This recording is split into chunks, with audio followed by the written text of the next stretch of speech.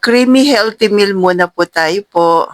Yung favorite nating fork na bacon slice, lagay natin sa enoki mushroom po. Then, nag-spray lang ako ng konting coconut oil. Pa-fry lang po natin ng pamandali. So, kumbaga po, half cook lang yung gagawin natin kasi lulutuin pa natin mamaya.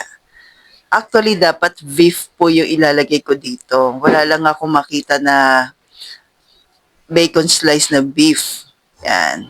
Kayo po, ano mas gusto niyo po? Beef or fork? Pa-comment naman po dyan. Thank you po. Ako talaga mas gusto ko yung beef dito eh. Kaso lang wala akong makitang ano po, beef na bacon slice na maliliit.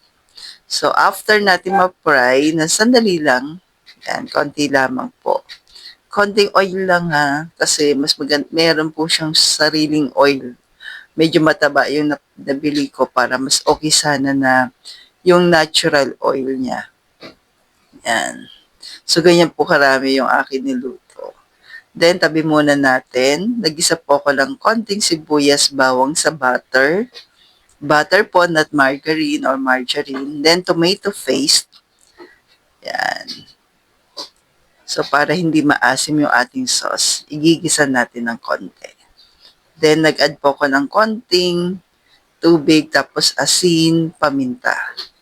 Yan.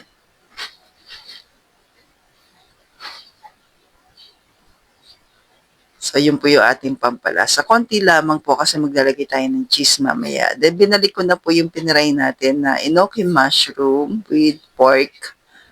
Pakukuluin lang po natin ng mga 2 to 3 minutes or 2 minutes. Then, mozzarella po, keto. Pang keto po yan ha. Yung ating mozzarella cheese, tapos cheddar cheese ng grindahan. So, parehas po siyang pang low carb. Then, pagka kumulo, okay na po. Meron ka ng napakasarap at napaka-creamy na pwede sa naglo-low carb at kahit hindi naglo-low carb po. Stay low carb!